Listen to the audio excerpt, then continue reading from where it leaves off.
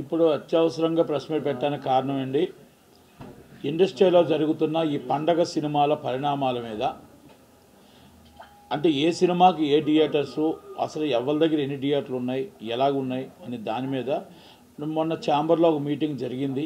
ఆ మీటింగ్లో పెద్దలు దిల్రాజు గారు, పెద్దలు అందరూ కూర్చున్నారు. తెలంగాణ ఛాంబర్ ప్రెసిడెంట్ సునీల్ గారు, మన Telugu film chamber president Dil Raju గారు, ఇక అలాగే ప్రసన్న కుమార్ గారు, దాము గారు, అలాగే తెలంగాణ అనుపమ్ రెడ్డి గారు, అందరూ మొత్తం అంటారు. నేను కూడా ఫోటోలు అంతా కూడా చూసాం. అయితే ఇక్కడ ఆశ్చర్యకర విషయం ఏంటంటే, తెలంగాణ ప్రెసిడెంట్ దగ్గర థియేటర్లు, తెలంగాణలో ఉన్న థియేటర్లన్నీ తెలంగాణ ప్రెసిడెంట్ దగ్గర ఉన్నాయి. తెలుగు ఫిలిం ఛాంబర్ ప్రెసిడెంట్ దగ్గర ఉన్న బ్యాలెన్స్ థియేటర్లు ఉన్నాయి. అంటే తెలంగాణ రాష్ట్రం ఇద్దరి చేతుల్లోనే ఉంది. తెలంగాణ రాష్ట్రం, ఈ రాష్ట్రం తెలుగు సినిమా ఇండస్ట్రీ ఈ ఇద్దరి చేతుల్లోనే ఉంది. ఇక్కడ డిస్ట్రిబ్యూటర్ ఎవరంటే మొత్తం టోటల్ అన్ని సినిమాలు కూడా 3 సినిమాలు, ఆశ్చర్యకర విషయం 3 సినిమాలు కూడా దిల్రాజు దగ్గర ఆపేసాయి.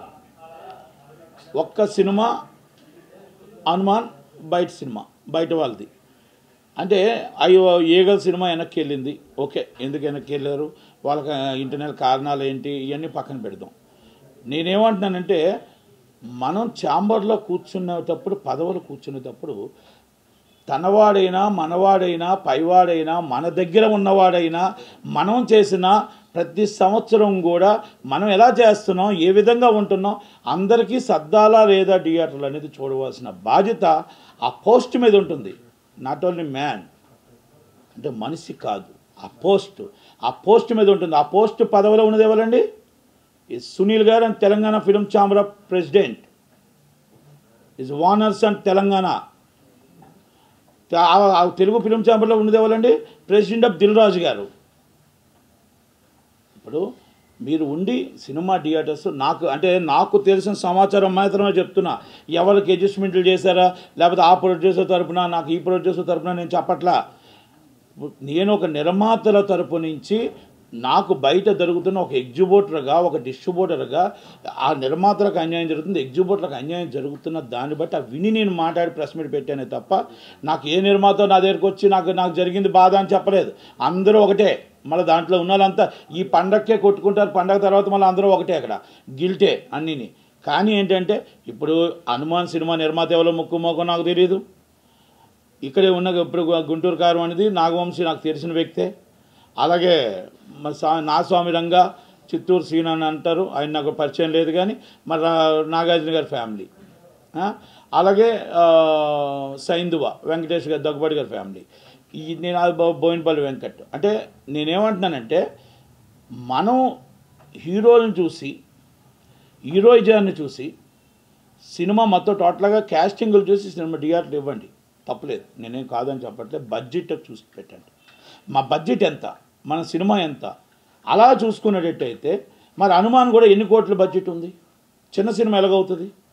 కాదు కదా. కనుక నేనేమంటున్నానంటే, మీకు 12వ తారీఖు సినిమా రిలీజ్ అయింది, గుంటూరు కారం, హనుమాన్ 2 సినిమాలు రిలీజ్ ఉన్నాయి. గుంటూరు కారంకి 80% ఇవ్వండి, లేకపోతే 70% ఇవ్వండి, 30% 20% వరకు థియేటర్లు ఇవ్వండి. ఇది మనకు కరెక్ట్గా ఉంటుంది. అంటే మీరు బడ్జెట్ కూడా చూసుకోండి సినిమాలు. అలాగే 13వ తారీఖు వస్తుంది, ఒక 10% తగ్గించండి, 5%. అలాగే మీరు 14వ తారీఖు వస్తుంది, ఒక 5-10 తగ్గించండి. నా స్వామి రంగ, సైందువ. అంటే మీరు ఇక్కడ డిస్ట్రిబ్యూటర్ని చూస్తున్నారా, మళ్ళీ మీరు ఏంటంటే అక్కడ థియేటర్ హీరోని చూస్తున్నారా, సినిమాని చూస్తున్నారా? నాకు అర్థం కావట్లేదు. మీరు నా స్వామి రంగా అప్పటికప్పుడు కన్ఫర్మేషన్ అయ్యి సినిమాకి వచ్చి మీ ఇష్టం వచ్చిన థియేటర్లు ఇస్తానంటారు. అది డిస్ట్రిబ్యూటర్ మరి దిల్రాజు గారు కాబట్టి, సైందువాగ్ ముందే డిస్ట్రిబ్యూటర్ దిల్రాజు గారు కాబట్టి మీ ఇష్టం థియేటర్ బ్లాక్ చేస్తామంటారు. మొత్తం టోటల్ ఆల్రెడీ గుంటూరు కారంగా మొత్తం థియేటర్లు అన్నీ వేసేస్తామంటే, మరి ఒక హనుమాన్ థియేటర్ సినిమాలు ఇవ్వకపోతే ఎలా చెప్పండి? ఓకే, మనం ఇక్కడ బలవంతులు ఉండొచ్చు, మనం ఇక్కడ బలవంతులమే. ఏం బలవంతులం? దిల్రాజుగా తెలంగాణకి, ఆంధ్రప్రదేశ్కి ఆయన బలవంతుడే. సునీల్ గారు తెలంగాణ బలవంతుడే, కానీ ప్రపంచానికే బలవంతుడు ఉన్నారు. ఆంజనేయ స్వామి తెలంగాణ ప్రపంచానికి బలవంతుడు కదా, ఆయన దేవుడే కదా. అంటే మనం కూడా అర్థం చేసుకోవాలి. ఈరోజు దీని అర్థం ఎందుకు ఈ మాట అనాల్సి వచ్చిందంటే, ఈరోజు మనం చేయొచ్చు, కానీ ఆ సినిమా అనేది హిట్ కొట్టిన తర్వాత మళ్ళీ ఈ థియేటర్స్ అంతా కూడా మనం అక్కడికే రావాలి. అంటే దీని అర్థం ఏంటంటే ఎక్కడ ఎన్ని చేసినా ఏం చేసినా మళ్ళీ దేవుడి దగ్గరికి రావాల్సిందే అనేది మీకు సారాంశం. మీరు అదే నేను చెప్తున్నా. ఈరోజు మనం తప్పించవచ్చు, ఈరోజు మనం ఏమైనా మాట్లాడవచ్చు, కానీ నాకు మళ్ళీ చెప్తున్నా ఆ సినిమా నిర్మాత ఎవరో నాకు పరిచయం లేదు, ఆ సినిమా నిర్మాత లేదు, ఈ లెవెల్లో కూడా నాకు. కానీ నాకు కావాల్సిన వాళ్ళు దాంట్లో ఉన్నారు. ఎవరు నా సోమరంగా నేను అందరూ నాకు కావాల్సిన వాళ్ళు ఉన్నా కూడా, లేకపోతే మనకి గుంటూరు కారం కావాల్సిన వాళ్ళు ఉన్నా, కాకపోతే మనం చేసేటప్పుడు న్యాయం చేయాలి అంటాను. ఒప్పించాం, ఎస్, నాకు ఇందాకలో కూడా మాట్లాడితే ఒప్పించాం అన్నారు. ఒప్పించారు కరెక్టే. మనం ఎందుకంటే అక్కడ హనుమాన్ అనే సినిమాకి థియేటర్లు ఎందుకు ఇవ్వలేకపోయాం అంటే డిస్ట్రిబ్యూటర్ను చూసి మనం కాదు, సినిమాను కూడా చూసి ఆ సినిమాకి థియేటర్ అయినప్పుడు మనం ఇప్పుడు గవర్నమెంట్ ఏం చేస్తుంది, మొన్న దొరల పాలన వెళ్ళింది, ఇప్పుడు పటేల్ పాలన వచ్చింది. ఆ రోజు 395 రూపాయల టికెట్ ఇస్తే మీరు 450 రూపాయల టికెట్ ఇచ్చారయ్యా. ఇక మీరేం న్యాయం చేసినట్టు? పేదల పాలన, ప్రజల పాలన, ప్రజా దర్బార్ అన్న మీరు ఇక్కడ మరి ఇప్పుడు ఏం చేస్తున్నారని అడుగుతున్నా. ప్రజల్ని దోచుకోవడానికి, ప్రజల్ని దాచుకోవడానికి మీ డబ్బులు తీసుకొని 450 రూపాయల టికెట్ ఈ పండగలో మొత్తం అందరూ దోచుకోవడానికి కాదండి. గవర్నమెంట్ 395 రూపాయలు వాళ్ళకి ఇచ్చింది కాబట్టే, అలాగే రేట్లు పెంచి పేదవాళ్ళని దగ్గరికి రానివ్వలేదు కాబట్టే, చూడలేదు కాబట్టే మీకు గవర్నమెంట్ అప్పచెప్పారు. రేవంత్ రెడ్డి గారు, కోమటిరెడ్డి వెంకటరెడ్డి గారు మీకు అప్పచెప్పేటప్పుడు కూడా మీరు ఇంకా 50 రూపాయలు పెంచి ఇంకా రేటు ఇవ్వండి, ప్రజల్ని మీరు దోచుకోండి అంటే ఎలాగా? ఇది ఎంత దాకా కరెక్ట్ అండి ఇది? అంటే ఇప్పుడు ఒక పాలన మారుతుంది అంతే. కార్పొరేట్ కంపెనీలకు ఒత్తాసు పలుకుతూనే ఉన్నారు మీరు. చిన్న నిర్మాత బతికేంటి, సినిమాలు ఏంటి, దాంట్లో ఒకవేళ అవ్వకపోతే మీరు కూడా ఇన్వాల్వ్మెంట్ అయ్యి వాళ్ళకి చెప్పండి. తెలంగాణలో ఇద్దరే నడుపుతున్నారు. చిన్న సినిమా నిర్మాతలు దెబ్బ తినేస్తున్నారు, చచ్చిపోతున్నారు. మేము చెప్తున్నాం 2.5 షో మాకు ఇవ్వండి అని. మల్టీప్లెక్స్లు కానీ అన్నీ కూడా మేము అడుగుతున్నాం 20% ఆక్యుపేషన్ ఇవ్వండి అని. కానీ మీరు పిలిపించండి, మేము వచ్చాం, మిమ్మల్ని మర్యాదపూర్వకంగా కలిసాం. కానీ ఏంటంటే గవర్నమెంట్ ఇంక 25 రోజులు అయ్యింది. ఎస్, మీరందరూ కూర్చోబెట్టి మాట్లాడండి, చిన్నవాళ్ళని పెద్దవాళ్ళని. కాంగ్రెస్ గవర్నమెంట్ అంటే అందరు గవర్నమెంటు. కాంగ్రెస్ గవర్నమెంట్ అంటే మాకు న్యాయం జరిగిన గవర్నమెంటు. సినిమా ఫీల్డ్లో, ఇండస్ట్రీలో మాకు న్యాయం జరిగింది. ఈరోజు వీరిద్దరు వల్ల చాలా ఇబ్బంది. తెలంగాణలో సినిమాలు రిలీజ్ చేసుకునే పరిస్థితులు లేకుండా పోయాయి. మేము ఈరోజు కూడా చెప్తున్నాం, సినిమాలు రిలీజు మీరు హనుమాన్కి ఎంత ఇస్తున్నారు, దీనికి ఎంత ఇస్తున్నారు చూసి ఇవ్వండి. నేనే అన్ని సినిమాలు మనవే, పెద్ద సినిమా బతకాలి, మిడిల్ సినిమా బతకాలి, చిన్న సినిమా బతకాలి, అంతే తప్ప బయట టాక్ ఏంటంటే మొత్తం టోటల్గా ఒక్క థియేటర్ లేదు. ఆర్టీసీ ఎక్స్ప్రెస్లో ఒక థియేటర్ లేదు, ఎక్కడ ఒక థియేటర్ లేదు, ఒక థియేటర్ ఇవ్వట్లేదు అనేది ఆ నిర్మాత కూడా ఆవేదన వ్యక్తం చేశాడు. కనుక ఆవేదన వ్యక్తం చేసే పరిస్థితికి ఎందుకు వచ్చాడు ఆ నిర్మాత? నేను 2-3 ఛానల్లో చూశాను. నేనేమంటున్నాను, ఛాంబర్లో కూర్చునేది మనమే, అక్కడ థియేటర్లు ఉన్నది మనకే, డిస్ట్రిబ్యూషన్ మనకే. కానీ అక్కడ ఎవరు ఎక్కడున్నా డిస్ట్రిబ్యూషన్లో కూర్చుంటే మన సంస్థ, ఛాంబర్ సీట్లో కూర్చుంటే అది అందరి సంస్థ. ఆ సంస్థలో మనందరికీ న్యాయం చేయాలి. ఇది దిల్ రాజు గారు ఎక్కడో తేడా వస్తుందని అనుకుంటున్నా. ఎందుకంటే ఆయన మీద నాకు పూర్తిగా నమ్మకం ఉండే. ఎందుకంటే అందరికీ కలిపి న్యాయం చేయాలి, ఇక్కడ అన్యాయం జరగకూడదు. ఓకే, ఈగల్ సినిమాని వెనక్కి వేశారు. మీరు ఫిబ్రవరి 9 సినిమా ఎప్పుడో కమిట్మెంట్ అయినా మరి బైరోకాన్ ఏమవుతుంది? డీజే టిల్ అంటే మరి గుంటూరు కారం కోసం వేస్తున్నారు, డీజే టిల్ వెనక్కి వెళ్తుంది. అంటే ఇవన్నీ కూడా మీరు బేర్ చేసుకోవాలి కదా. మరి వాళ్ళకి ఏ డేట్ ఇస్తున్నారు? ఇవన్నీ కూడా ఒక్కసారి ఛాంబర్లో కూడా మనం బలవంతుడి మీదే సపోర్ట్ చేయడం కాదు, బలహీనులను కూడా సపోర్ట్ చేసి అందరినీ సమానంగా చూడాల్సిన బాధ్యత ఛాంబర్ కౌన్సిల్ అందరి మీద ఉంది.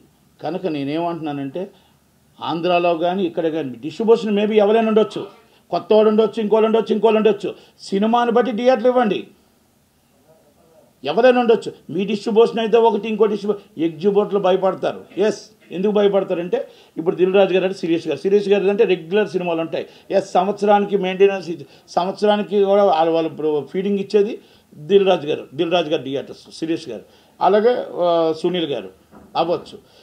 అయితే అక్కడ వాళ్ళకి ఫీడింగ్ ఇచ్చేటప్పుడు థియేటర్లు కూడా మనం పక్క డిస్ట్రిబ్యూటర్ కొత్తగా రావచ్చు, లేకపోతే ఇంకొకరు రావచ్చు. మనకి ఎంతమంది డిస్ట్రిబ్యూటర్లు వస్తే అంతమంది నిర్మాతలకు మంచిది, ఎంతమంది ఎగ్జిబ్యూటర్లు అందరూ ఫ్రీ హ్యాండ్గా ఉండగలిగితే మనకు అంత మంచిది. వాళ్ళని కూడా మనం ఎంకరేజ్ చేసి ఆ సినిమాని బట్టి థియేటర్లు ఇవ్వండి. డిస్ట్రిబ్యూటర్ని బట్టి సినిమాలు కాదు, థియేటర్లు కాదు. మీరు గుంటూరు కారంకి ఇవ్వద్దని చెప్పట్లా, మీరు సైంధవకి ఇవ్వద్దని చెప్పట్లా, నా సోమరంకి ఇవ్వద్దని చెప్పట్లా. హనుమాన్కి కూడా మీరు న్యాయం చెయ్యండి. అనేది నేను చెప్తున్నా. మీరు సినిమాల రూపంగా వెళ్ళి ఈ బడ్జెట్ ఎంత ఈ బడ్జెట్ ఎంత ఈ బడ్జెట్ ఎంత అని చెప్తే ఇక మరి ఇంకొకరిని అవమానించిన వాళ్ళు అవుతాం మనం. కనుక అంత దాకా నేను వెళ్ళట్లే. నాకు ఇందాకలో తెలిసిన న్యూస్, నా సామరంగకు కూడా రేట్లు పెంచారంట. పెంచమని ఏపీ గవర్నమెంట్ని అడిగారంట. అంటే ఎక్కడికి వెళ్ళిపోతుందో నాకు అర్థం కావట్లే. 100 కోట్లు ఏపీ గవర్నమెంట్ వాళ్ళు చాలా చక్కగా చెప్పారు. 100 కోట్లు దాటిన బడ్జెట్ మాత్రమే మేము ఇస్తాం, తక్కువ వాళ్ళకి మేము ఇవ్వమన్నారు. ఒక బ్రోకి ఇవ్వలేదు, ఒక లెజెండ్కి ఇవ్వలేదు, ఒక సినిమా మళ్ళా ఇది భగవత్ కేసరికి ఇవ్వలేదు. విభజించు పాలించు చేస్తారు వాళ్ళు. వాళ్ళది ఎలాగుంటుందంటే వాళ్ళ తాలూకా వాళ్ళ ఇంట్లో వాళ్ళైతే ఎంతైనా సరే ఇస్తారు. మరి ఇదే వ్యక్తులు మరి అలాగే ఈ సినిమాలకు వచ్చేటప్పటికి మరి ట్యాక్స్ ఫ్రీ ఇచ్చారని చెప్పేసి, మరి శాతకర్ణికి ట్యాక్స్ ఫ్రీ ఇచ్చారని చెప్పేసి గగ్గోలు పెట్టారు. మరి మీరు చేస్తుంది ఏంటి? వైసీపీ గవర్నమెంట్ మీరు చేస్తుంది ఏంటి? మీకు ఇష్టపడిన వాళ్ళకి రేట్లు ఇస్తారు, ఇష్టం లేని వాళ్ళకి రేట్లు ఇవ్వరు. అంటే ఇది మీరు ప్రజలను దోచుకోవడం కాదా? ప్రజలను వంచడం కాదా? ప్రజలను ఫ్రీగా రేట్ ఇచ్చి మార్కెట్లో రేట్ ఎంత ఉందో ఎవరు తీయమన్నారండి మిమ్మల్ని? కాస్ట్ ఆఫ్ ప్రొడక్షన్స్ 100 కోట్ల రూపాయలు మీరేం పెట్టట్లే. మీ రెమ్యునేషన్స్ పెంచుకుంటున్నారు, మీ కాస్ట్ ఆఫ్ చార్టర్డ్ ఫ్లైట్లు పెంచుకుంటున్నారు, మీరు ఖర్చులు మొత్తం పెంచుకుంటున్నారు, కార్వేన్లు పెంచుకుంటున్నారు, ఎక్స్ట్రా ఖర్చు తప్ప కాస్ట్ ఆఫ్ ప్రొడక్షన్స్ ఎవరైనా వచ్చి నా దగ్గర చర్చకొస్తారో చెప్పండి. ఎవరు పెట్టారు కాస్ట్ ఆఫ్ ప్రొడక్షన్ లివింగ్ చెప్పానండి వాళ్ళని. వీళ్ళంతా పెంచి ఎవరి దగ్గర దోచుకుంటున్నారు? ఇది ప్రజల దగ్గర దోచుకుంటున్నారు. మీరు 440 రూపాయల టికెట్ ఎవరి దగ్గర? ప్రజల దగ్గర దోచుకుంటున్నారు. ఇది ఎంతదాకా కరెక్ట్? ఒక్కసారి ప్రజలు ఆలోచించండి. ప్రజలు ఆలోచించాలి, గవర్నమెంట్లో ఆలోచించాలి. ఇది ప్రజల సొమ్ము, ప్రజల డబ్బు తీసుకొని ఏది మీరు సినిమాకి ఇప్పుడు బస్కి మన ఊర్లో వెళ్ళాల్సి వస్తే బస్సు ఎంత రేట్ అయినా కొంటున్నారు కదా అని, సినిమా కూడా ఎంటర్టైన్మెంట్ అండి, ఎంటర్టైన్మెంట్ కావాలని చెప్పి ఆ ఎంటర్టైన్మెంట్ విషయంలో వాళ్ళు టికెట్ ఎంత రేట్ అయినా కొంటారని ఫ్యాన్స్ అని అభిమానాన్ని మనం దోచుకోకూడదు. అభిమానాన్ని దోచుకోకూడదు. ఒక్కసారి ఆలోచించుకోవాలి. ఆలోచించుకొని నిర్ణయం తీసుకోండి. ఛాంబర్లు కూడా హనుమాన్ థియేటర్లకు అన్నింటికి థియేటర్లు ఇస్తాయని, గవర్నమెంట్ కూడా 2 గవర్నమెంట్లు చొరవ తీసుకుంటాయని, మరి అలాగే రేట్లు పెంచకుండా చూస్తాయా? మళ్ళా లేదు ఈ రేట్లు పెంచేసి ఈ థియేటర్లు ఆర్టీసీ బస్సులు మొత్తం ప్రైవేట్ బస్సులు జనాలను దోచుకుంటున్నట్టు ఈ ఎంటర్టైన్మెంట్ కూడా ప్రజలకు దూరం చేసి వాళ్ళ దగ్గర కూడా మనం దోచుకోవాలని చూస్తామా? ఒక్కసారి ఈ 2 గవర్నమెంట్లు చొరవ తీసుకుంటాయో లేదో చూద్దాం.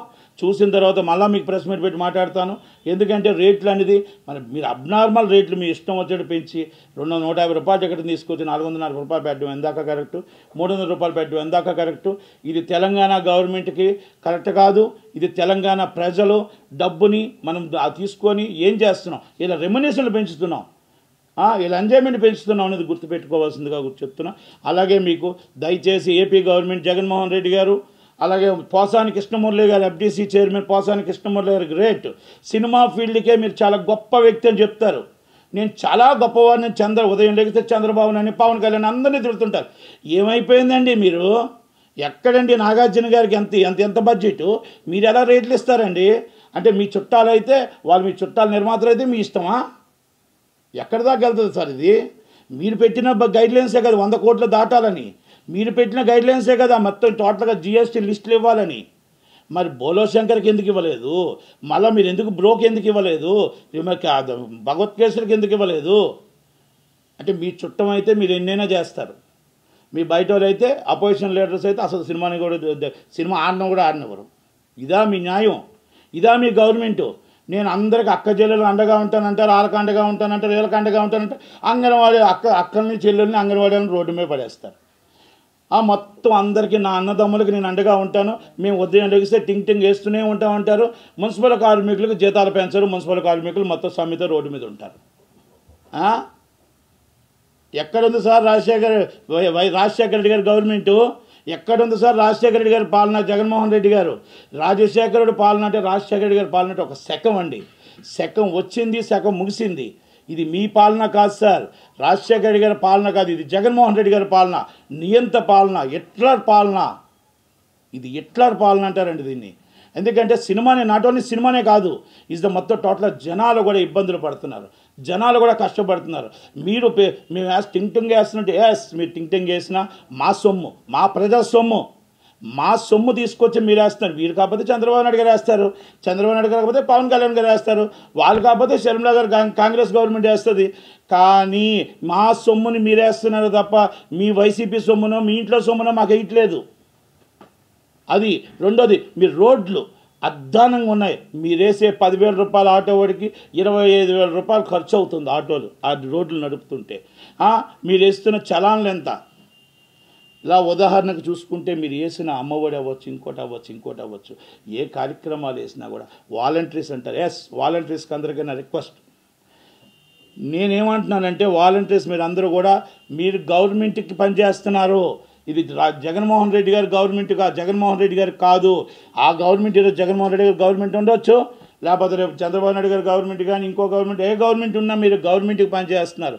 దయచేసి మీరు గవర్నమెంట్కి ఏ విధంగా మీరు అందరూ కూడా ఆ 50 మందికి వాలంటరీ ఉన్నారో, అడ్మిన్ ఉన్నారో, మీరు అది గుర్తుపెట్టుకోండి. దయచేసి మిమ్మల్ని ఎవరు తీసేరండి, మిమ్మల్ని అధైర్యపడొద్దు.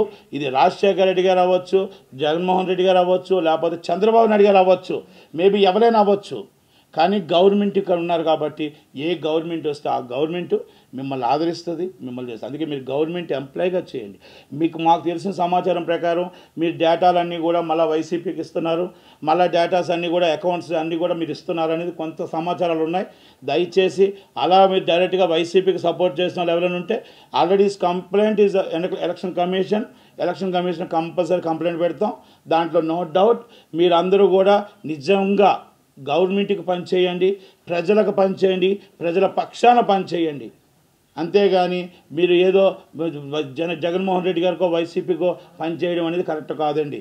ఇది మా ప్రజల సొమ్ము, మీకు ఇచ్చే జీతం కూడా ప్రజల పబ్లిక్ సొమ్మే మీకు ఇస్తున్నారు తప్ప అది జగన్మోహన్ రెడ్డి గారో లేకపోతే వైసీపీ ఇవ్వట్లేదని మాత్రం మళ్ళీ మీకు చెప్తున్నా. అలాగే ఇక్కడ తెలంగాణలో గవర్నమెంట్ వచ్చింది 25 రోజులు. కాకపోతే ఏంటంటే ఇప్పుడు ఈ గబగబా మనం మాట్లాడడం అంటే ఇప్పుడు ఏదో సందర్భాలు వస్తున్నాయి కాబట్టి చెప్తున్నాను. కానీ ఇంక 25 రోజులు వచ్చింది. కేటీఆర్ గారు వచ్చి తొందరగా మాట్లాడుతున్నారని అందరూ, హరీష్ రావు గారు తొందరగా మాట్లాడుతున్నారు, మేము కూడా మాట్లాడడం కరెక్ట్గా భావ్యం కాదు. ఎందుకంటే మీకు టైం కావాలి. అలాగే చిత్రపూర్ కాలనీ మీద 66 ఎకరాలకి చిత్రపూర్ కార్మికుల కోసం ఇచ్చారు. కార్మికుల కోసం ఇచ్చిన ల్యాండ్ని దాంట్లో ఎమ్మెల్యేలు ఉన్నారు, పోలీసులు ఉన్నారు, అందరూ ఉన్నారు. కానీ కార్మికులు లేరు, కార్మికులు బయట ఉన్నారు. కనుక చిత్రపూర్ కాలనీ మీద కూడా ఎంక్వైరీ జరగాలి, చాలా సీరియస్గా ఎంక్వైరీ జరగాలి. దాని మీద కొన్ని 100 కోట్ల కుంభకోణం జరిగింది. అలాగే దాంట్లో కొంతమంది మినిస్టర్లది, కొంతమంది పర్మిషన్ల కోసమని, కొంతమంది టీఆర్ఎస్ పేమెంట్లు కూడా వెళ్ళాయి అనేది అన్నీ కూడా కొన్ని విట్నెస్లతోనే నా దగ్గర ఉన్నాయి. కనుక త్వరలోనే రేవంత్ రెడ్డి గారిని కలుస్తాం. మళ్ళీ అలాగే కోమటిరెడ్డి వెంకటరెడ్డి గారిని కలిసి అన్ని విట్నెస్లు ఇచ్చి దాని మీద కూడా ఎంక్వైరీ జరగాలి. ఎందుకంటే క్యాష్ రూపంగా కొన్ని 100 కోట్లు బయటికి వెళ్ళింది, అన్యాక్రాంతమైంది. అలాగే మాకు 1984 తర్వాత నిర్మాతలకు ఫిలిం నగర్ తర్వాత ఏ నిర్మాతకి మాకు రాలేదు.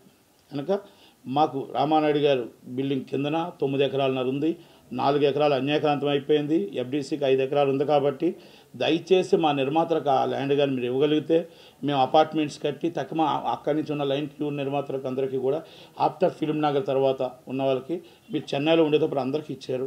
తర్వాత వచ్చి చాలామంది సీనియర్ నిర్మాతలు వచ్చారు. ఇప్పుడు నిర్మాత ఇక్కడ ఎంఎస్ రాజు గారు అవ్వచ్చు, లేకపోతే దిల్ రాజు గారు అవ్వచ్చు, అందరూ ఇక్కడ తెలంగాణ నిర్మాతలే.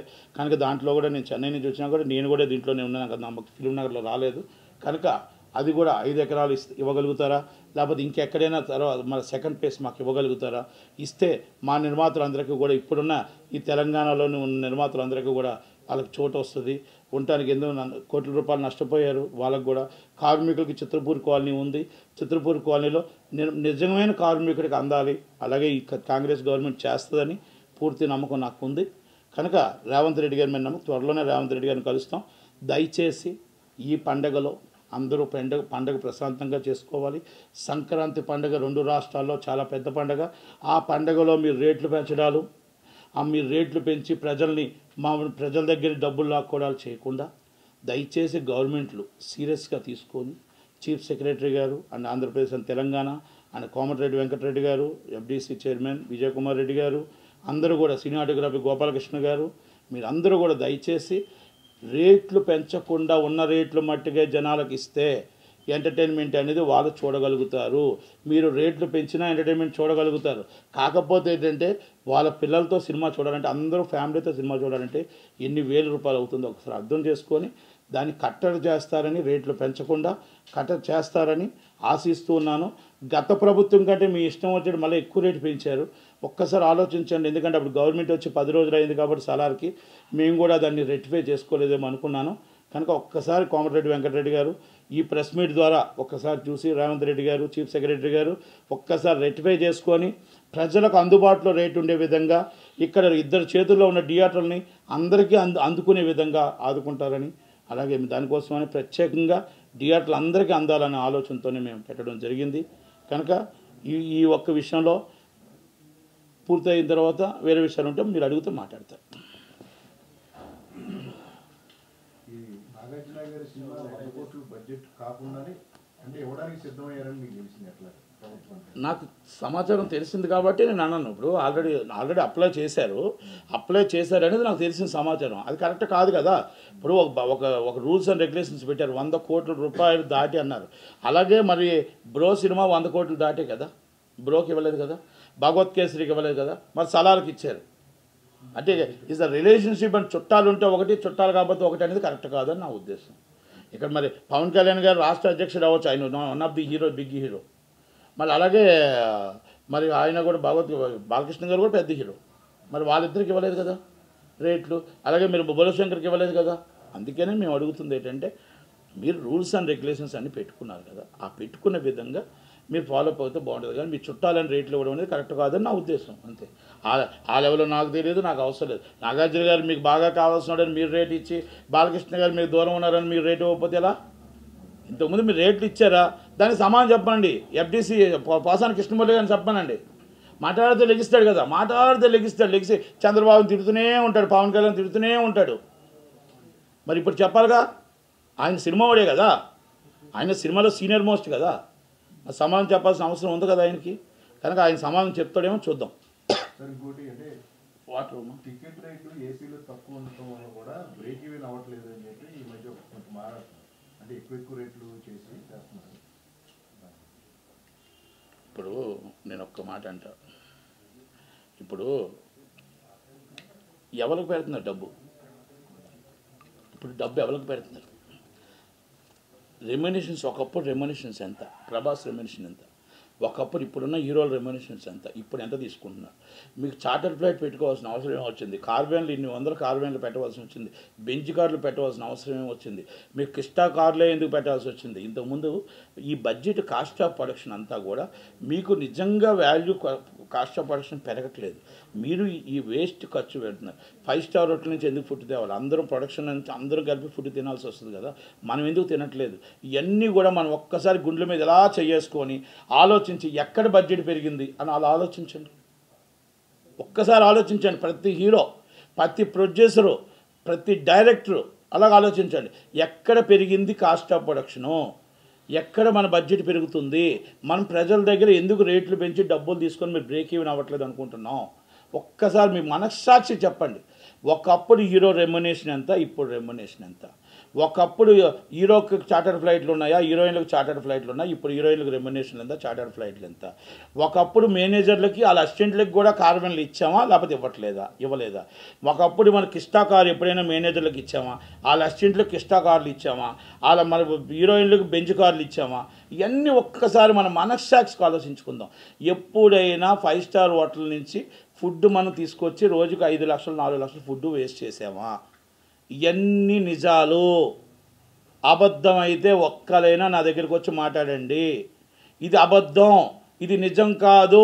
మేము కాస్ట్ ఆఫ్ ప్రొడక్షన్ దగ్గరే ఫుడ్ తింటున్నాం, మేము కార్లు పెట్టట్లేదు, కార్వెన్లు పెట్టట్లేదు, మేము చార్టర్ ఫ్లైట్లు పెట్టట్లేదు అని ఒక్కసారి మనస్సాక్షికి ఎవరున్నా కూడా చెప్పచ్చు. ఆ డబ్బుని ఎవరి మీద వేస్తున్నారండి రేటు? ప్రజల మీద వేస్తున్నాం. అంటే అభిమాని, అంటే మనకు అభిమానించే, పిచ్చిగా మనల్ని అభిమానించే అభిమానే ప్రజలు. ఆ ప్రజల దగ్గర మనం దోచుకోవడానికి 440 రూపాయలు 350 రూపాయలు టికెట్ వేస్తున్నాం. దానికి అక్కడేం వేస్తున్నారు? బ్లాక్లో టికెట్లు అయితే 1000 రూపాయలు. కానీ అభిమాని సినిమా చూడాలి, సేమ్ డే సినిమా చూసేయాలి. ఆ చూడటం కోసం ఆయన ఏదో అప్పు చేసో సప్పు చేసో మళ్ళా సినిమా చేసి వాళ్ళ ఫ్యామిలీని ఫస్ట్ పెడతాడు. అంటే ఆ అభిమానం అంటే అంత పిచ్చి. పొలిటికల్ కంటే సినిమా ఫీల్డ్కి అభిమానం అంటే అంత పిచ్చి. నేను అదే అడుగుతున్నా. పెద్దల చిరంజీవి గారు కానీ మరి ఎప్పుడైనా ఆలోచించారా? రెమ్యునేషన్స్ ఎంత ఎలాగా మరి పెద్దలు దాసనరావు తర్వాత పెద్ద ఆయనే మరి ఏ రోజున ఇవన్నీ ఆలోచించారా ఇవన్నీ పెట్టారా దిల్ రాజు గారు అందరం కలిపి బఫే సిస్టమ్ పెడదాం అనుకున్నాం పెట్టిన తర్వాత 3 రోజుల తర్వాత బ్రేక్ ఈవెన్ అయింది 3 రోజులతో బ్రేకప్ అయిపోయింది ఏమని ఎవరు మళ్ళీ వద్దన్నారు ఎవరి కాలు తెప్పించుకుంటున్నారు ఫుడ్ అని అలా ఒక్క ఫుడ్ కాదండి మొత్తం వేస్టేజ్ మనకి ఎంత అవుతుంది 30% వేస్టేజ్ వస్తుంది 30% ఒక మూవీకి ఆ 30% ఈ బ్రేక్ ఈవెన్కి అడ్డు వస్తుంది ప్రజల దగ్గర రేట్లు అమ్ముకుంటున్నాం ఆ 30% వేస్టేజ్ చేయకుండా నిజంగా ప్రజల కోసమే సినిమా తీసి ఎంటర్టైన్మెంట్ ప్రజల కోసం ఫ్యాన్స్ కోసం సినిమా తీస్తే మీరు వేస్టేజ్ చేయకుండా జాగ్రత్తగా చేయండి ఒకప్పుడు రామారావు గారిని గుర్తు తెచ్చుకోండి కృష్ణ గారిని గుర్తు తెచ్చుకోండి నాగేశ్వరరావు గారిని గుర్తు తెచ్చుకోండి సోమన్ బాబు గారిని గుర్తు తెచ్చుకోండి అందరూ చాలామంది ఉన్నారు వాళ్ళందరిని ఎందుకు మీరు గుర్తు తెచ్చుకోవట్లేదు అంటే ప్రజల కోసమే సినిమా తీశారు ప్రజల కోసం రెమ్యునరేషన్ పెంచాలంటే ఆలోచించి పెంచారు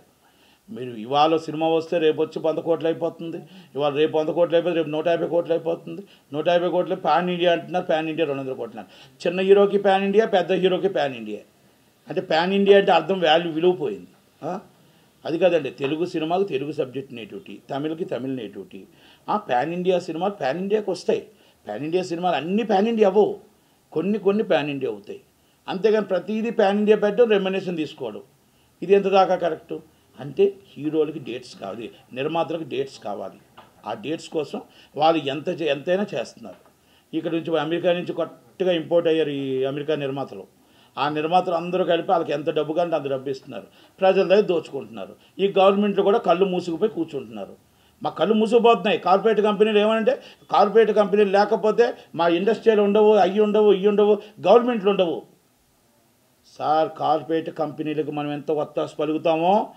పేదవాడి డబ్బు కూడా అంతే గొప్ప రేపు ఓటు అనే ఒక విలువ ఉంటుంది ఆ ఓటు అనే వాల్యూ రేపు మనకి ఆ పేదవాడే ఓటు వేయాలి not only Congress party not only YCP any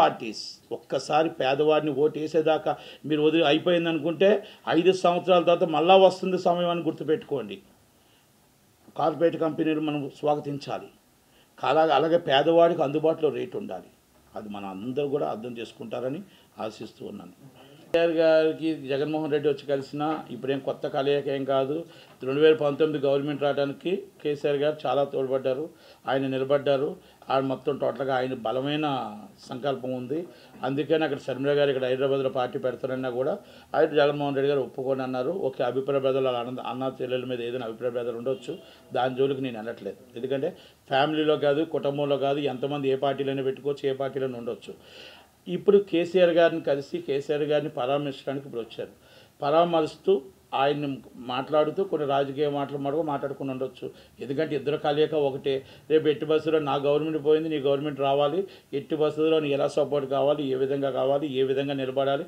ఎందుకంటే ఇద్దరు కలిసి నించున్నారు కాబట్టి ఇద్దరు కలిసి రావాలి 2 గవర్నమెంట్లు అనుకున్నారు కాబట్టి దాని ప్రకారం ఆ రోజు ఈ ఏదైతే సెక్రటరీ కట్టానుకో ఆ రోజు జగన్మోహన్ రెడ్డి గారు సపోర్ట్ చేయకుండా ఆ తాళాలన్నీ హ్యాండ్ ఓవర్ చేయకుండా ఉంటే ఈరోజు కొత్త సెక్రటరీ వచ్చేది కాదు 2024 దాకా మాకున్న ఇప్పుడు 2024 వచ్చాం 2024 దాకా రాజధాని రాష్ట్రం ఈ రాష్ట్రం మాకు వదిలిస్తే వెళ్ళేవాళ్ళం కాదు ఇప్పుడు ఈరోజు ఎక్కడెక్కడో అని కాదు 2 రాష్ట్రాలకి ఈ రాజధాని ఉండే 10 సంవత్సరాలు ఇప్పుడు ఇంకా మాకు మే దాకా ఉండే కానీ ఓకే అనువైన కారణాల వల్ల వెళ్ళిపోయింది మళ్ళా రాజధాని అమరావతి అనుకున్నాం అమరావతి రాజధాని 35,000 ఎకరాలు రైతులు ఆశించి ఇచ్చారు కానీ చంద్రబాబు నాయుడు గారిని నమ్మి ఇచ్చారు గవర్నమెంట్ నమ్మి ఇచ్చారు కొత్త రాష్ట్రం అని ఇచ్చారు జగన్మోహన్ రెడ్డి గారు చంద్రబాబు నాయుడు గారు కోపంతో అవ్వచ్చు లేకపోతే ఇంకోటి అవ్వచ్చు అది వచ్చేసి రాజధాని లేని రాష్ట్రం అంటే ఇప్పుడు ఆంధ్రప్రదేశే ఉంది ఇప్పుడు రాజధాని ఎక్కడ అంటే ఏ రాజధాని కూడా తెలియదు ఇప్పుడు పరీక్షల్లో కూడా రాజధాని అని రాశారనుకోండి రాజధాని ఎక్కడో కూడా ఎవరికి తెలియదు ఆ తెలియని పరిస్థితుల్లో రాజధాని ఉంది ఇది వాస్తవం విశాఖపట్నం రాజధాని పెడతాను మళ్ళీ 500 కోట్లు పెట్టి ఒక భవనం కట్టారు ఆ భవనం రేపు ఎవరికి ఇస్తారో తెలియదు రేపు ఇంకా ఎలక్షన్ తర్వాత ఇంకా ఓపెనింగ్ అవ్వలేదు సెక్రటరీ కట్టి రేవంత్ రెడ్డి గారికి కేసీఆర్ గారు ఇచ్చినట్టే ఎవరికైనా ఇవ్వచ్చు అది అలాగే శర్మిల గారు కాంగ్రెస్ పార్టీలో వచ్చారు రాహుల్ గాంధీ గారు భారత జోడో యాత్ర తర్వాత ఆయన గ్రాఫ్ పెరిగింది ఆ గ్రాఫ్ పెరగడం వల్ల తెలంగాణలో కావచ్చు కర్ణాటకలో గవర్నమెంట్ వచ్చిందని వాస్తవం ఆంధ్రప్రదేశ్లో చాలామంది చెప్తున్న విధంగా కాంగ్రెస్ పార్టీ విభజించడం వల్ల నష్టపోలేదు కొంత మార్కే నష్టం వచ్చింది విభజించడం వల్ల కొంత మార్కు నష్టం వచ్చిందనేది వాస్తవం కానీ ఆంధ్రప్రదేశ్లో జగన్మోహన్ రెడ్డి గారు ఎప్పుడైతే కాంగ్రెస్ పార్టీ నుంచి బయటకు వచ్చారో ఆ బయటకు వచ్చిన వెంటనే ఓట్ల శాతం మొత్తం టోటల్గా ఆయన వైపు తిప్పుకున్నాడు. రాజశేఖర రెడ్డి అభిమానులు అవ్వచ్చు, ఇంకెవరైనా అవ్వచ్చు, ఆ రోజు రాజశేఖర రెడ్డి గారి కుటుంబానికి అన్యాయం జరిగింది అన్న ఒక ఆలోచన అవ్వచ్చు, లేకపోతే మాకు 2 రాష్ట్రాలు విభజించాలని అవ్వచ్చు, ఏదైనా మేబీ ఏదైనా జరగవచ్చు. ఆ రోజు ఆ కాంగ్రెస్ పార్టీ మొత్తం ఓట్ బ్యాంక్ అంతా వైసీపీకి వెళ్ళింది, టీడీపీకి వెళ్ళలేదండి, జనసేనకి వెళ్ళలేదండి, పీఆర్పీకి వెళ్ళలేదండి, సిపిఐకి వెళ్ళలే, అది వైసీపీకి వెళ్ళిపోయింది. అయిపోయిన తర్వాత 2019 ఎలక్షన్లో ఓకే ఏదో కానీ కాస్త కోస్త అంటే సరైన నాయకత్వం లేదు, సరైన నాయకత్వం కూడా కాంగ్రెస్ పార్టీకి అందరూ వెళ్ళిపోవడం వల్ల కొన్ని ప్రాబ్లమ్స్ జరిగాయి. ఇప్పుడు 2024 ఎప్పుడైతే 2 రాష్ట్రాలు వచ్చాయో వైసీపీ ఎప్పుడైతే అంటే వైసీపీ ఎప్పుడైతే డౌన్ఫాల్ వస్తుందో ఈ డౌన్ఫాల్ వస్తున్నప్పుడు ఆటోమేటిక్గా కాంగ్రెస్కి అప్కమింగ్ వస్తున్న సమయంలో షర్మిలా గారు సడన్గా ఎంట్రీ ఇచ్చి కాంగ్రెస్ పార్టీలో జాయిన్ అవ్వడం అనేది ఇది వైసీపీకి తీవ్ర నష్టం. ఎందుకంటే మళ్ళా వైసీపీ నుంచి కాంగ్రెస్ ఓట్ బ్యాంక్ మళ్ళీ వస్తుంది, ఓట్ బ్యాంక్ అంతా మళ్ళీ వస్తుంది. నాకు తెలిసి ఆల్మోస్ట్ టీడీపీలో ఎంతమంది జాయిన్ అవుతారో జనసేనలో ఎంతమంది జాయిన్ అవుతారో నాకైతే తెలియదు, కానీ ఆల్మోస్ట్ వైసీపీ నుంచి కాంగ్రెస్లోకి చాలామంది జాయినింగ్స్ ఉన్నాయి. మనం షర్మిలా గారు రానప్పుడు వాళ్ళకి సీట్లు రావు, ఓట్లు రావు అనుకున్న వాళ్ళంతా 16% పైన ఓటింగ్ వస్తుంది. ఒక ఎంపీ సీటు రావడానికి అవకాశాలు ఉన్నాయి, 11 ఎమ్మెల్యే సీట్లు రావడానికి అవకాశాలు ఉన్నాయి. ఈ 3 పార్టీలకి షర్మిలా గారు గట్టి పోటీ కొన్ని ఏరియాలో నువ్వా నేనని ఇస్తారు, అది వైసీపీకే నష్టం వస్తుంది తప్ప టీడీపీకి జనసేనకి నష్టం రాదు. జనసేనకి నష్టం అంటే నేను అనుకుంటానంటే కాంగ్రెస్, సిపిఎం, ఆమ్ ఆద్మీ ఇవన్నీ కలిపి ఒక కూటమి అవుతాయి. బీజేపీ ఇవన్నీ ఒక కూటమి అవ్వచ్చు. మేబీ ఇది ఇటు అటు మారచ్చు, అది ఇటు మారచ్చు, ఏవైనా చెప్పలేము. ఎందుకంటే ఇంకా చాలా సమయం ఉంది కాబట్టి సందర్భాలు చాలా ఉన్నాయి. కాంగ్రెస్కి అటు అవ్వచ్చు, ఇటు అవ్వచ్చు. ఏది మనం శాశ్వత శత్రులు శాశ్వత మిత్రులు లేదు ఉండరండి, అటు ఉంటాయి ఇటు ఉంటాయి. కాకపోతే జాతీయ పార్టీలు 2 ఉన్నాయి, ఒకటి బీజేపీ ఒకటి కాంగ్రెస్. ఎవరో ఒకవైపు రావాల్సిందే ఎవరైనా సరే. కనుక మళ్ళీ 2వ భారత జోడయాత్ర చేస్తున్నారు. ఆంధ్రప్రదేశ్ అనేది ఈరోజు 135 నుంచి 150 సీట్స్ జనసేన టీడీపీ గంట మోగించబోతుంది, దాంట్లో నో డౌట్. నేను 23 సీట్లు అనుకున్నాను, గెలిస్తే 23, 24 వస్తాయి అనుకున్నాను. ఇప్పుడు కాంగ్రెస్ షర్మిలా గారు రావడం ఇంకా బాగా తగ్గిపోతుంది. దాదాపు 50 సీట్లలో డిపాజిట్ కూడా గల్లంత అయిపోతుంది. ఎందుకంటే నేను శ్రీకాకుళం వెళ్ళొచ్చాను. శ్రీకాకుళంలో 8 సీట్లు బంపర్ మెజార్టీతో గెలుస్తాయి, 2 సీట్లు కూడా బటాబటీ మెజార్టీతో ఉన్నారు. ఆ 2 సీట్లు కూడా కరెక్ట్గా కానీ వీళ్ళు చేసుకుంటే ఇప్పుడు ఉన్న కాంగ్రెస్ వస్తుంది కాబట్టి ఆ 2 సీట్లు కూడా వస్తే ఆ 2 సీట్లు 10 సీట్లు కూడా స్లీప్ చేస్తారు.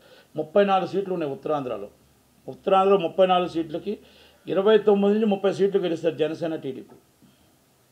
మీరు ఇప్పుడు ఇవాళ చాలామందికి సీట్స్ అది ఎందుకు సీట్లు ఇవ్వట్లేదా, సీట్లు ఇస్తున్నారా ఇవ్వట్లేదా అని చాలామంది ఒక అభియోగాలు జరుగుతున్నాయి. ఓకే, వాళ్ళ సొంతం, వాళ్ళ పార్టీ ఇష్టం, ఏ పార్టీకి వచ్చే. కానీ నేను మీకు వాళ్ళు ఎప్పుడో చెప్పాను 2 నెలల క్రితమే, ఈ బూతులు మాట్లాడుతున్న మంత్రులు అందరికీ సీట్లు ఉండవు, ఒకవేళ సీట్లు ఇచ్చినా కూడా వీళ్ళు గెలరు అని. అమర్నాథ్ గారి సీట్ అవుట్, ఇంకా అంబటి గారి సీట్ ఉంది, అది ఉంటుందో ఉండదో నాకైతే తెలియదు, కానీ ఉన్నా లేకపోయినా ఇంకా బూతుల మంత్రులు అందరికీ కూడా అయిపోయింది, ఆల్మోస్ట్ అంత అయిపోయింది. ఒకళ్ళు ఉన్నా కూడా వాళ్ళు గెలరు. అంటే ఎందుకు నేను అంటున్నానంటే మనం ఉదయం లెగిస్తే ఎదుటివాడిని తిట్టడం కాదండి, మనం ఏం చేసామో చెప్పాలి. పోలవరంకి మనం ఒక గేట్ వేసామా, ఒక రాయి వేసామా, 4.5 సంవత్సరాలు ఏం సాధించాము ఈ 4.5 సంవత్సరాలు? మేము టింగ్ వేస్తున్నాం, నా అక్క చెల్లెలు టింగ్ వేస్తున్నాం కాదండి, రోడ్లు వేసామా, మనం ఏం చేసాము అనేది, మనం ఏ ప్రాజెక్టులు కట్టాము, ఎక్కడ కట్టాము, ఎన్ని పరిశ్రమలు తీసుకొచ్చాము, ఎంతమందికి ఎన్ని లక్షల మందికి ఉద్యోగాలు ఇచ్చాము, ఎంతమంది ఎక్కడెక్కడ పరిశ్రమలు కట్టారు, ఎక్కడెక్కడ ఎంప్లాయ్మెంట్ వచ్చింది, అవి మనం చెప్పగలగాలి. కానీ నేను అందుకే అమర్నాథ్ గారిని అడిగాను, సార్ భారీ పరిశ్రమ మంత్రిగా మీరు 13 లక్షల కోట్లు తెచ్చాను అన్నారు కదా, ఈ 13 లక్షల కోట్లు ఎక్కడ పెట్టారు, ఎలా తెచ్చారు, ఎప్పటికి వస్తుంది ఎంప్లాయ్మెంట్, ఎలాగొస్తుంది ఎంప్లాయ్మెంట్, ఎక్కడెక్కడ ఎప్పుడు స్టార్ట్ అవుతాయి, ఎంతమందికి మనం ఉద్యోగాలు ఇచ్చామని అడిగాం. అది చెప్పలేకే చిరంజీవి మాస్టర్ గారు ఓడిపోయారు. చిరంజీవి మాస్టర్ గారు గెలిచారు, సుధాకర్ గారు ఓడిపోయారు. ఇప్పుడు ఆయన సభ్యత్వాన్ని కూడా రాజీనామా చేశారు వైసీపీకి. అలాగే వంశీకృష్ణ యాదవ్ గారు రాజీనామా చేశారు, రామచంద్ర గారు రాజీనామా చేశారు. ఓకే, ఇంకా చాలామంది చేయొచ్చు. ఓకే, వాళ్ళ ఇష్టం, వాళ్ళ పర్సనల్ ఇష్టం. కానీ ఏంటంటే రాష్ట్రం బాగుపడాలి, రాష్ట్రం ఆ అమరావతి రాజధానిగా మనకి సైబర్ సిటీ ఎలాగుందో తల తన్నిన రాజధానిగా మనకు అమరావతి ఉండాలి. మనం అప్పులు చేయడం కాదు, మన ఇన్కమ్ని ఎక్కడ ఇన్కమ్ ఉందో ఆ ఇన్కమ్ని అంతా మనం తీసుకొని మన దగ్గర వనరులు ఉన్నాయి, అన్నీ ఉన్నాయి, గనులు ఉన్నాయి, మైనింగ్ అన్నీ ఉన్నాయి. మనమే దాన్ని ఇన్కమ్గా పుట్టించలేకపోతున్నాం. ఆంధ్రప్రదేశ్లో మన ఉమ్మడి రాష్ట్రం ఉండేటప్పుడు అందరూ మనకు అన్యాయమే చేశారు ఆంధ్రప్రదేశ్కి. ఇది వాస్తవం. మొత్తం హైదరాబాద్ అన్నారు. ఈరోజు విజయవాడ సూపర్ స్పెషాలిటీ హాస్పిటల్ కానీ ఇంకోటి కానీ ఇప్పుడు వస్తున్నాయి. అమెరికన్ కాన్సులేట్ లేదండి ఆంధ్రప్రదేశ్లో. అమెరికన్ కాన్సులేట్ లేదు, మనకి ఏ రాయబార కార్యాలయాలు లేవు. ఆ పరిస్థితి తీసుకొచ్చారు ఉమ్మడి రాష్ట్రంలో ఉన్న ముఖ్యమంత్రులు. ఆటోని చంద్రబాబు నాయుడు గారు అంతే, రాజశేఖర రెడ్డి గారు అంతే, ఎవరైనా కిరణ్ కుమార్ రెడ్డి గారు అంతే. పెద్ద ఎవరైనా ఉమ్మడి రాష్ట్రంలో ఆంధ్రప్రదేశ్ని రాయలసీమను నిర్వీర్యం చేసేసారు. ఈరోజు హైదరాబాద్ అన్నారు. ఓకే, 2 రాష్ట్రాలు విడిపోయిన తర్వాత ఈరోజు మా పరిస్థితి ఏంటంటే మా పిల్లలు వచ్చి హైదరాబాద్ రావాలి ఇంటర్వ్యూస్కి, ఏది కావాలన్నా బెంగళూరు వెళ్ళాలి ఇంటర్వ్యూస్కి, ఏది కావాలన్నా చెన్నై వెళ్ళాలి. ఇంకా ఇప్పుడు అదే పరిస్థితులు ఉన్నాం. అందుకే సీనియర్ వ్యక్తి చంద్రబాబు నాయుడు గారు కావాలి. చంద్రబాబు నాయుడు గారు వస్తే ఇవన్నీ కూడా మొత్తం టోటల్గా కరెక్ట్గా సెట్ అవుతుంది. ఇంకొక 5 సంవత్సరాలు చంద్రబాబు నాయుడు గారికి ఇచ్చి ఉంటే ఆంధ్రప్రదేశ్లో సస్యామలంగా చూసేవాళ్ళం. మనం పోలవరం అవ్వచ్చు, ఇంకోటి అవ్వచ్చు. కనుక చంద్రబాబు నాయుడు గారికి ఓకే, ఒక్క ఛాన్స్ అన్నారు, ఒక ఛాన్స్ ఇచ్చాం. ఒక్క ఛాన్స్ 15 సంవత్సరాలు వెనక్కి వెళ్ళిపోయాం. మళ్ళీ చంద్రబాబు నాయుడు గారి పాలన, జగన్మోహన్ రెడ్డి, మన పవన్ కళ్యాణ్ గారి పాలన వస్తే దాని మీద మనం ఈ 5 సంవత్సరాల్లో రాష్ట్రం అభివృద్ధి చెందుతుంది. తర్వాత మన పిల్లలందరూ కూడా ఉద్యోగాలు అన్నీ వస్తాయని నా ఉద్దేశం. Thank you.